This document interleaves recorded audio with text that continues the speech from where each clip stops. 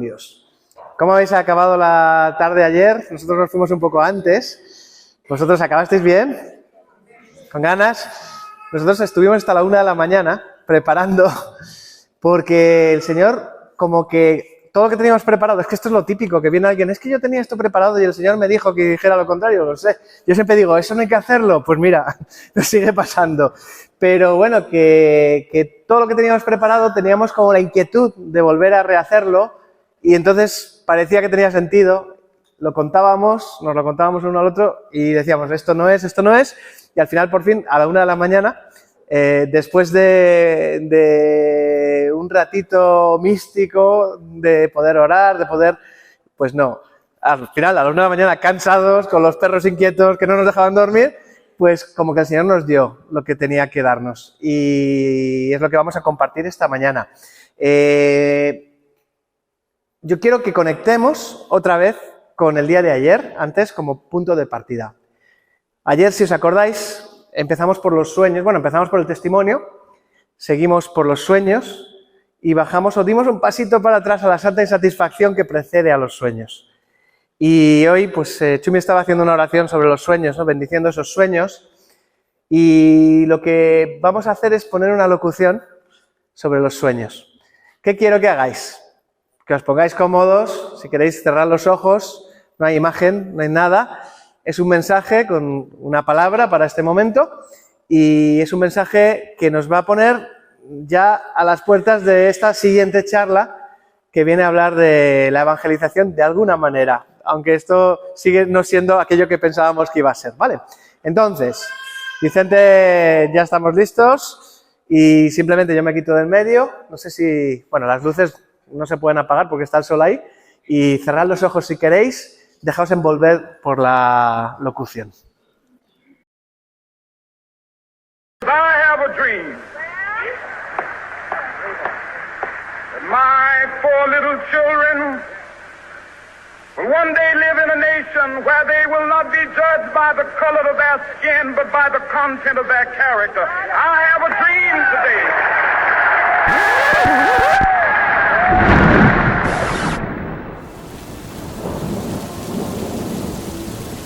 Cuando el Señor hizo volver a los cautivos de Sión, nos parecía soñar. La boca se nos llenaba de risas, la lengua de cantares. Hasta los gentiles decían, el Señor ha estado grande con ellos. El Señor ha estado grande con nosotros y estamos. Recoge, Señor, a nuestros cautivos como los torrentes del Negev. Los que sembraban con lágrimas cosechan entre cantares. Al ir, iban llorando, llevando la semilla. Al volver, vuelven cantando, trayendo sus gavillas. Y sucederá que después de esto derramaré mi espíritu sobre toda carne, y vuestros hijos y vuestras hijas profetizarán, vuestros ancianos soñarán sueños, vuestros jóvenes verán visiones. Entonces Pedro, poniéndose en pie junto con los 11, levantó su voz y con toda solemnidad declaró ante ellos: judíos y vecinos todos de Jerusalén, enteraos bien y escuchad atentamente mis palabras. No es, como vosotros suponéis, que éstos estén borrachos, pues es solo la hora de tercia, sino que ocurre lo que había dicho el profeta. Sucederá en los últimos días, dice Dios, que derramaré mi espíritu sobre toda carne, y vuestros hijos y vuestras hijas profetizarán, y vuestros jóvenes verán visiones, y vuestros ancianos soñarán sueños.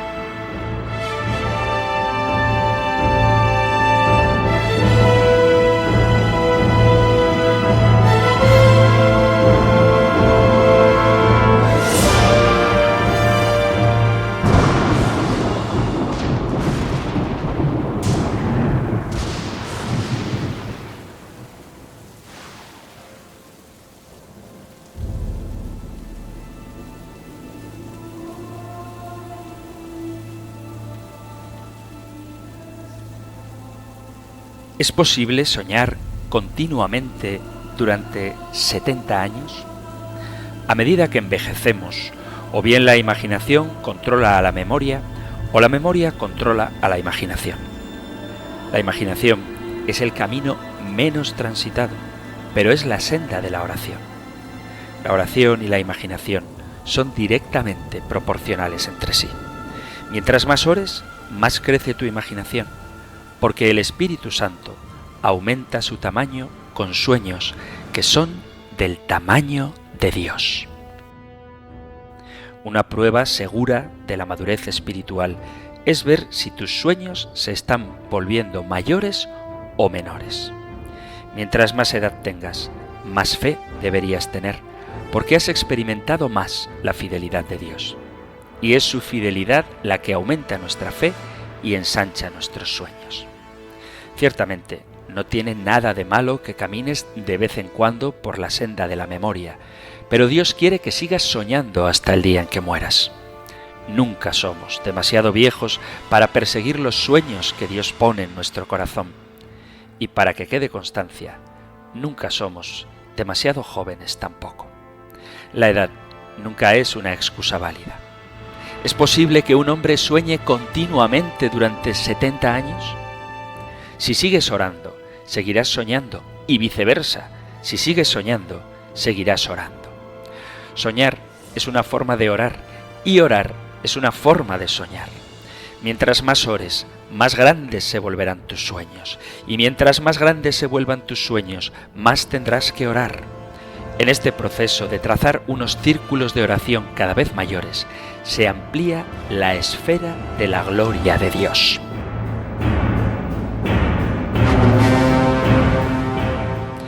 La fecha de nuestra muerte no es la fecha que escriben en la lápida de nuestro sepulcro. El día en que dejamos de soñar es el día en que comenzamos a morir. Cuando sacrificamos la imaginación en el altar de la lógica, le robamos a Dios la gloria que le pertenece a Él con todo derecho. De hecho, la muerte de un sueño es con frecuencia una forma sutil de idolatría. Perdemos fe en Dios que nos dio el gran sueño y nos conformamos con un pequeño sueño que nosotros podemos convertir en realidad sin su ayuda. Perseguimos sueños que no exigen una intervención divina. Perseguimos sueños que no exigen oración. Y el Dios, que es capaz de hacer incalculablemente más de lo que puede hacer nuestro hemisferio derecho, es suplantado por un Dios con minúscula, que cabe dentro de las limitaciones lógicas de nuestro hemisferio derecho. Nada honra más a Dios que un gran sueño que se encuentra muy por encima de nuestra capacidad para realizar algo. ¿Por qué? Porque así no hay manera de que nos podamos atribuir mérito alguno a nosotros mismos. Y no hay nada mejor para nuestro desarrollo espiritual que un gran sueño, porque nos mantiene arrodillados en una abierta dependencia de Dios. Trazar círculos alrededor de nuestros sueños no es solamente un mecanismo por medio del cual nosotros hacemos grandes cosas para Dios, es un mecanismo por medio del cual Dios hace cosas grandes en nosotros. ¿Es posible que un hombre sueñe continuamente durante 70 años? Si sigues trazando círculos de oración, la respuesta es un rotundo sí. Te deseo que sigas soñando hasta el día en que mueras, que tu imaginación tome el control de tu memoria, que mueras joven después de muchos años de vida.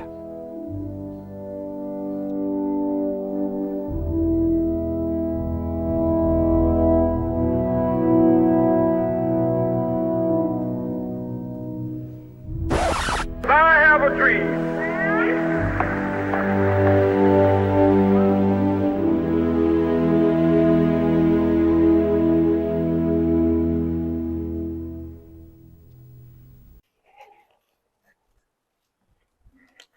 Empezaba con Martin Luther King, Tengo un sueño, y acababa con Tengo un sueño. Resumen de ayer. Ya, vamos, está todo el mundo ahí. ¡Oh! A ver cómo seguimos, ¿no? Queríamos poneros esto, lo pusimos este verano en nuestro encuentro, porque el Señor nos habló poderosamente de los sueños. Y al hablar de los sueños, también llega el tiempo de la realización. Pero también llega el tiempo de nacer de nuevo. No sé si, bueno, tenemos ahí el lema, que luego leeremos también la cita bíblica, ¿no?, de Juan 3, pero llega por fin el tiempo de la realización. Yo creo que era una excusa eso de invitarnos para hablar de la evangelización, porque no estamos hablando nada. Parece que no estamos hablando nada, pero es que ¿para qué sirve una evangelización sin fundamento? ¿Y de qué sirve una evangelización sin una historia, que es la historia de esa llamada y de esa realización que quiere hacer el Señor? Al final es lo que importa, de dónde salen las cosas y a dónde tienen que llegar las cosas. Y por eso, pues seguimos en la tónica de ayer. Empezamos con más testimonio. Esto es cómo conocí a vuestra madre, parte 2, porque alguien nos ha preguntado, bueno, ¿pero dónde os conocisteis? Pues no lo vamos a contar. Eso en unas cervezas o en el bar o donde sea. Pero ya superada esa parte de la historia, o realizada, mejor dicho, ¿no?, después de que nos casáramos, yo quiero contaros muy rápido, ¿no?, pues nuestra primera etapa y la siguiente etapa. Vamos a llamarlo así. ¿Por dónde empiezo? Si os acordáis, ayer os contábamos cómo pues Cristi venía de Siervos de Cristo Vivo, yo del mundo ignaciano, Congregaciones Marianas, y luego la Renovación. Y ahí es donde yo estaba, como ella estaba en su comunidad, en Siervos de Cristo Vivo. Cuando el Señor nos llamó, me llamó a mí primero. Yo estaba aquí en España con el tema de Alfa, y eso empezó poquito a poquito hasta que quedó muy claro como que el Señor tiraba por allí, ¿no? Y teníamos, pues, bueno, en ese momento tenía yo un ministerio y no teníamos nada. Había gente, ¿eh? No, ni fuimos los que lo empezamos, ni seremos los que lo acaben, por supuesto, ¿no? Pero ciertamente había que empezar. ¿Y qué buscamos? Yo empecé a llamar puertas. Yo dije, bueno, el Señor ha puesto un sueño, evangelizar, una llamada, un deseo, una insatisfacción,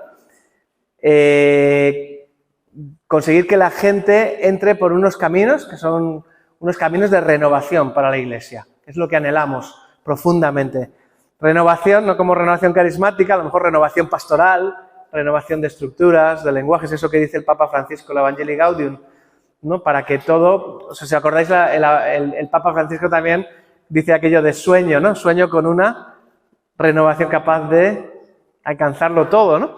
Y capaz de cambiar todas las estructuras. O sea, el Papa también tiene un sueño. En esa época, estamos hablando del año, creo que 2006 o por ahí, más o menos, pues, ¿qué es lo que hace uno cuando tiene un sueño? Tiene una pieza del puzzle. Pues busca otra gente que tenga otras piezas del puzzle. Y empieza a llamar puertas. ¿Y dónde llamé? Yo, un par de sitios que os quiero contar, porque yo creo que fueron significativos. Se puede contar lo que pasó, pero no se puede contar con quién pasó, ¿vale?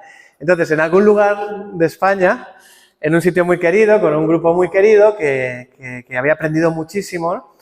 Pues fui al matrimonio que lo llevaba, que para mí pues eran gente, pues eso, que me había enseñado mucho, ¿no? Mayores que yo, con más experiencia y muy admirados, ¿no? Estaban pasando una crisis personal de su grupo y yo iba con toda la ilusión del neófito, del joven. Es que he encontrado Alfa, es que Alfa es increíble, es que podemos...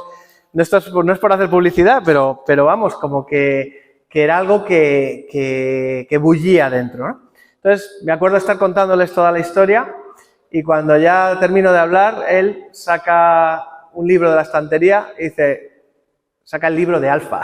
Esto lo tenemos desde hace 6 años. Me mira con un gesto de no va a funcionar y se va. Y me deja con su mujer ahí, así, ¿no? A mí fue una experiencia como dura porque dije, jo, esta gente que lo ha dado todo, que se ha desgastado, que ha invitado, que ha... Es que no puedo dar datos, ¿vale? No quiero eso, pero muy significados, ¿no? Pues parece como que han llegado a la orilla ya de la siguiente renovación, del siguiente momento, y están en guerra, están bajo ataque, están de todas las maneras posibles, que no saben por dónde les vienen los golpes, por decirlo así, y se van a quedar como Moisés a las puertas de la tierra prometida. Tantos años trabajando por la renovación y se van a quedar a las puertas de la tierra prometida. Y lo peor es que lo tienen aquí. No quiero decir ni que Alfa fuera la renovación de la Iglesia, ni que fuera... Era simplemente lo que a mí me tocaba, ¿eh? O sea, una pieza, nada más, una pieza. Pero se descolgaron. Se rompió el matrimonio, se rompió el grupo, bueno, es una historia dolorosa, pero claro, yo salí con una lección ahí, decir, oye, yo no quiero no ser capaz de reconocer, ¿no?, cuando llega la siguiente gracia y no poder subirme a eso. En un segundo momento, ya cuando viene Cristi, viene a España, ¿os acordáis la imagen de los fuegos? Vienen los fuegos, ¿no? Y la cosa esa de conectar a los fuegos, ¿no? Pues vamos a una comunidad, yo creo que esta lo cuento, ¿no? Fe y Vida, que son muy queridos, algunos los conoceréis, ¿no? Y vamos a hablar con Josué, el fundador. Ellos están en el norte, o estaban, ¿no? Ahora ya están en toda España, ¿no? Y les vamos a contar lo mismo, oye, que estamos aquí y que el Señor nos ha dicho esto. Y que el Señor pues quiere la renovación en la iglesia y que el Señor... Y Josué nos dice, es que sois muy idealistas, es que la iglesia no hay por dónde cogerla, es que las cosas están muy mal, ¿no? Un poco pesimista, pero nos acogen, vamos a su casa, vamos a su lugar, vamos a su asamblea, nos acogen y de ahí nace el primer N, hicimos un encuentro de nueva evangelización. Fue un momento muy definitorio para ellos como comunidad y para nosotros como ministerio, porque ese momento fue el pistoletazo de salida de que su comunidad creciera en toda España otra vez. Esto es una historia que ha rondado en la renovación mucho tiempo, ¿no? Hacernos comunidad, cómo hacemos comunidades, ¿verdad? Intentar que las comunidades salgan adelante. Ha habido muchos fracasos, muchas promesas o expectativas defraudadas o intentos que no han cuajado, ¿no? Y en ese momento, después de mucha historia, pues vimos en ellos una gracia y renació muchísimas cosas, ¿no? Empezaron los de Granada, luego los de Valencia, luego están en muchos sitios. Para nosotros son un ejemplo y son unos amigos que nos han acompañado.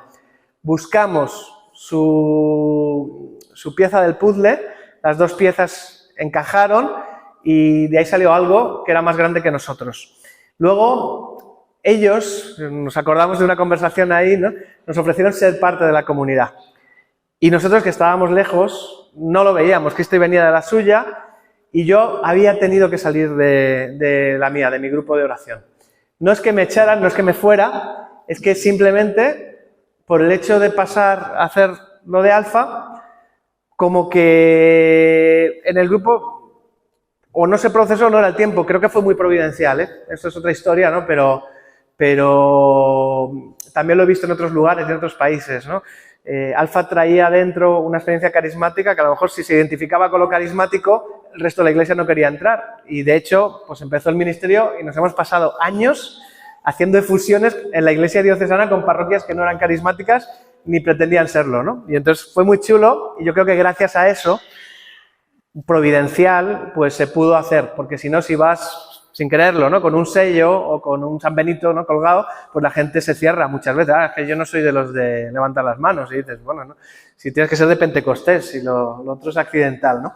Bueno, el caso es que en ese caminar, en ese empezar el ministerio, en vez de contar la historia del ministerio y que si el Señor hizo esto, hubo fruto, pudimos ver fruto, vivimos también trabajos, vivimos pruebas. Una bendición, o sea, yo creo la escuela de nuestra vida, vamos, lo que nos ha enseñado, la gente a la que hemos podido conocer, los sitios donde hemos podido ir, ver gente de toda la iglesia de España, gente inquieta, gente que quería hacer cosas, ver también las dificultades, las frustraciones, la santa insatisfacción, la no tan santa quemazón.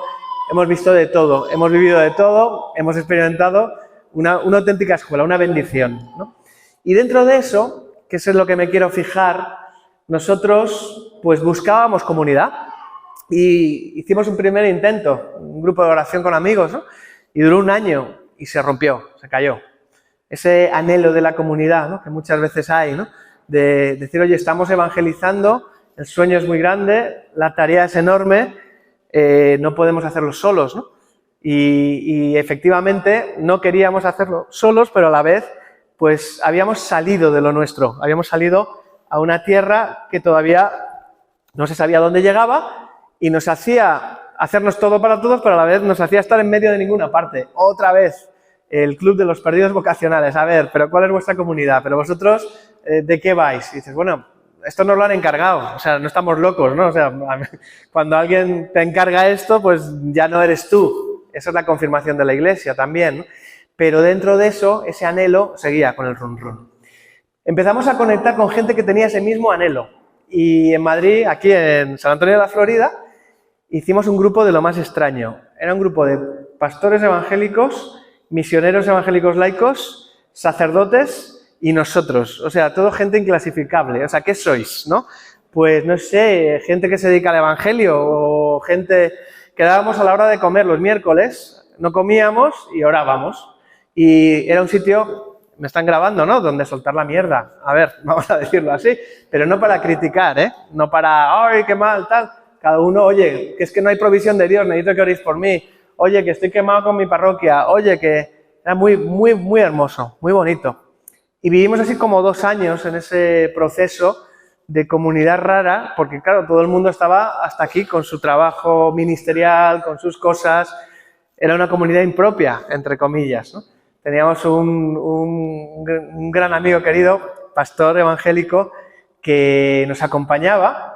Yo me acuerdo de ir a ver a un obispo y decir, sí, tenemos un grupo de oración y Alfonso, que se llama así, es nuestro pastor. Y yo digo, ¿qué he dicho al obispo? O sea, estoy aquí moviendo una cosa a la Iglesia Católica y le digo que tengo un pastor evangélico que es...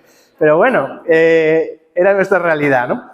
El caso es que en un momento dado, por avatares de la vida, pues unos que se mudan, otros que ven que el Señor les llama a otra ciudad, otros que el ministerio, ¡pum!, les aprieta, no sé qué, el grupo se fue cayendo. Se fue cayendo físicamente y en un momento dado nos encontramos en Madrid, entre comillas, otra vez solos y vuelta a empezar. Siempre, ese es el tema, ¿no? Volver a empezar, volver a nacer, ¿no? Entonces, en ese momento, pues vivimos un proceso que yo creo que nos ha enseñado muchísimo, de liderazgo, de ministerio, que nos ha hecho madurar, y siempre en la maduración pues hay sufrimiento, hay aprendizaje y hay providencia, ¿no? Son cosas que tienen que ocurrir así.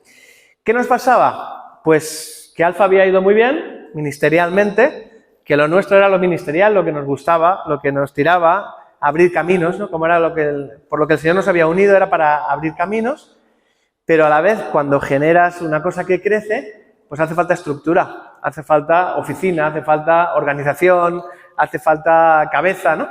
Y uno no sirve para todo. O sea, esto es como, pues hay gente que tiene unos dones, hay gente que tiene otros dones, y poco a poquito, pues el perfil de lo que se pedía a la organización de nosotros era más organizacional, si se puede decir, que ministerial.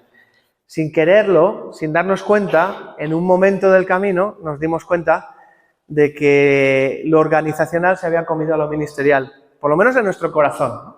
Nos costaba, ¿no? Porque sí, había una ilusión, un fuego, y el fuego seguía ahí, pero a la vez, pues había una carga, ¿no? La carga de la estructura, la carga de dar cuentas, de hacer informes. Imaginaos, esto es una organización internacional, ¿no? Y no es que no hubiera que hacerlo, ¿eh? O sea, sino que simplemente nos íbamos dando cuenta de que no éramos las personas para hacerlo. ¿Por qué? Porque hay un punto que toca que sea otra gente que tiene dones para hacer eso, ¿no?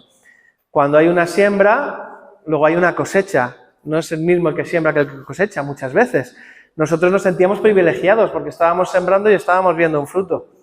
A la vez había la insatisfacción esa, ¿no?, del visionario. Oye, y ya, pero ¿por qué no hay paso siguiente? Entonces siempre estábamos un paso más adelante de donde estábamos, por esa insatisfacción buena, espero que santa, ¿no? El caso es que en un punto, la historia es bonita, pero no voy a entrar en ella, pues nos damos cuenta de que es el momento de ceder el testigo, de pasar página, y nos damos cuenta de que nuestro tiempo se acaba en lo que estamos, ¿no? Es un momento de aparente, todo va muy bien, en el sentido, pero dices, ya, pero iba bien. Y de hecho luego, si nos fuimos, es para que fuera mejor, ¿no?, en el sentido, pero nos tocó irnos. Y en ese momento, que fue un momento luminoso, nos dábamos cuenta de una cosa, y esto es la parte en la que me quiero fijar. El anhelo de comunidad seguía, pero nuestro entorno ministerial de trabajo se había convertido en un grupo de trabajo, más que en una comunidad.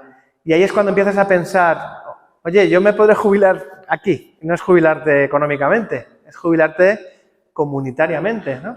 Grandísimos amigos, gente excelente, gente que nos ha acompañado, pero digamos que la organización internacional, porque una cosa era la de aquí y otra la internacional, pues al final es una organización, ¿no? Y al final no vives allí y al final dices, bueno, yo cuando estaba en Londres era una pasada, yo me quiero quedar aquí, ¿por qué? Porque esta gente son comunidad, son amigos, están aquí. Pero cuando estás trabajando en una terminal, en un satélite, pues al final dices, bueno, pues dinámicas del mundo de las organizaciones cristianas, ¿no? Que son normales, que cuando algo crece son necesarias, es imposible que no sea así, pero ese anhelo, entonces, pues se veía cruzado, ¿no? con una situación en la que decíamos, seguimos queriendo comunidad. Y en eso, pues sentimos una llamada fuerte a volver a salir al desierto, una vez más, a salir de nuestra tierra, a salir de lo conocido, a salir de la seguridad. La seguridad, los contactos, las redes que teníamos, ¿no? Porque esas redes de los fuegos que se habían entretejido nos habían hecho patear toda España y ver y conocer gente y tener grandes amistades. Una vez vino Miguel Horacio, que hemos colaborado mucho con él, lo conocéis seguro, ¿no? Y Miguel nos decía, quien diga que no tenéis una comunidad, miente, porque sois una comunidad, ¿no? Sandra estaba en una reunión en casa que tuvimos, igual, pues era la extensión, ¿no? De misioneros, de pastores, de curas, de gente de la evangelización, de gente rara, vamos, ¿qué vamos a decir, no? Y es verdad, siempre nos quedaba la comunidad un poco demasiado lejos de casa. Nos quedaba con nuestras hijas pequeñas a casi una hora en coche. Gente con la que sintonizábamos, parroquias que estaban teniendo un fruto y además habíamos pues disfrutado de una amistad y una hermandad en el Señor, ¿no? Luego teníamos gente en todos los lugares de España, pero era una diáspora, ¿no? Nuestra comunidad estaba difusa de una manera que sí, puntualmente nos juntábamos, nos alentábamos, pero no lo teníamos en todos los días. Bueno, pues ya llegamos a ese punto, ¿no? La estructura parece que a nosotros nos ahoga. No es que ahogue el ministerio, ¿no? Pero lo facilita, pero a nosotros nos ahoga por dones personales o por momento. Toca que venga otra persona, otras personas, y damos ese salto confiados en el Señor, ¿no? Después de la pandemia 2020, lo vemos clarísimo y no es fácil, ¿no? No es fácil dejar la seguridad, no es fácil dejar a los amigos, no es fácil dejar lo que llevas haciendo, ¿no? Pero a nosotros nos gusta la marcha, en el fondo estamos hechos para eso, o sea, a nosotros nos gusta más abrir caminos, con lo cual no es fácil, a lo mejor, pero como estamos hechos para eso. ¿Y qué es lo que pasa? ¿Qué es lo que vemos delante del Señor? Hacemos como la carta a los Reyes Magos. ¿Qué es lo que queremos? ¿Cuál es nuestra visión? ¿Cuál es nuestra insatisfacción? ¿Qué es lo que late en el corazón? ¿Qué es lo que queremos? Y lo hacemos porque también tenemos que pedir apoyos, ¿no? Vivimos de providencia, necesitamos gente que apoye, hay que ponerlo en un papel, ¿no? ¿Por qué latimos? ¿Por qué trabajamos? Ya habíamos descubierto que no era la evangelización, eran los evangelizadores. O sea, que era la iglesia. Pero nuestro corazón de evangelizador también anhelaba volver a evangelizar de calle, ¿no? Porque cuando estás en una organización muy grande y tienes tantas cosas, al final te olvidas del pobre o del trabajo. Y nos lo decían, oye, no dejéis de hacer el trabajo de campo. Pero claro, con un país entero a las espaldas, entre comillas, ¿eh? No es que tuviéramos ahí. O sea, hacían Alfa 8.000 personas al año, ahora lo hacen 15.000, para que os hagáis una idea de cómo era el ministerio. Pero es un ministerio difuso, o sea, no lo hacían en cada parroquia la gente, ¿no? Aquí hay alguno que ha hecho que lo hace así, ¿verdad? Estuvimos aquí en San Leopoldo, al otro lado del Alto de Extremadura, ¿no? Dando un alfa primigenio. Fue de los primeros sitios donde nos acogieron, ¿eh? Para hacer un entrenamiento, de hecho, ¿no? Bueno, he perdido el hilo. Decía que en el momento de escribir esa carta, pues le pedimos al Señor, y hay dos palabras que nos llaman mucho la atención. Fatal de tiempo, como siempre, Cristi me mira. Nunc dimitis, Simeón, ahora, Señor, puedes dejar a tu siervo irse en paz, porque mis ojos han visto a tu Salvador, ¿no? A quien has presentado ante todas las naciones, ¿no? Un anciano, Simeón, que ha estado esperando la venida del Mesías, y cuando llega, dice, ya está, misión cumplida, ¿no? Yo ya he hecho lo que tenía que hacer, ya lo he visto, me puedo ir. Y a la vez nos venía otra palabra que era nunc coepi, que es ahora comienzo. Pues vuelvo a comenzar, Señor, volvemos a empezar. Y veíamos ese ardor por la Iglesia, hacer de los líderes discípulos y los discípulos líderes, que es un poquito el tema a lo que nos dedicamos. O sea, hay mucha gente en la Iglesia que es líder, pero no es discípulo. Y hay muchos discípulos que no saben de liderazgo ni cómo ejercerlo.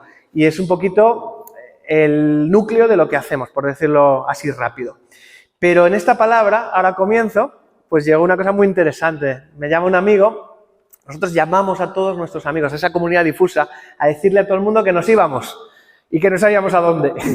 No les estábamos pidiendo casa, ni dinero, ni apoyo económico, queríamos que lo supieran de nuestros labios, ¿no? Y un amigo que había sido consagrado en un lugar y a los 40 años, dentro de una crisis de esas que Dios sabe, porque sirve para llevarte a otro sitio, pues había visto salir de ahí y vivir su consagración directamente con el obispo, vamos, y salir de eso, ¿no? Y entonces me cuenta lo siguiente: lo que estáis viviendo se llama la segunda vocación. Esto es algo que pasa en la vida religiosa, los monjes, ¿no? O los religiosos, las religiosas, ¿no? Que tienen una primera etapa y llegan a un punto de crisis. Es una crisis que coincide con la crisis de la mediana edad, ¿no? Los 50, los 40, hoy en día los 50, antes era los 40, ¿no? La mediana edad, ¿no?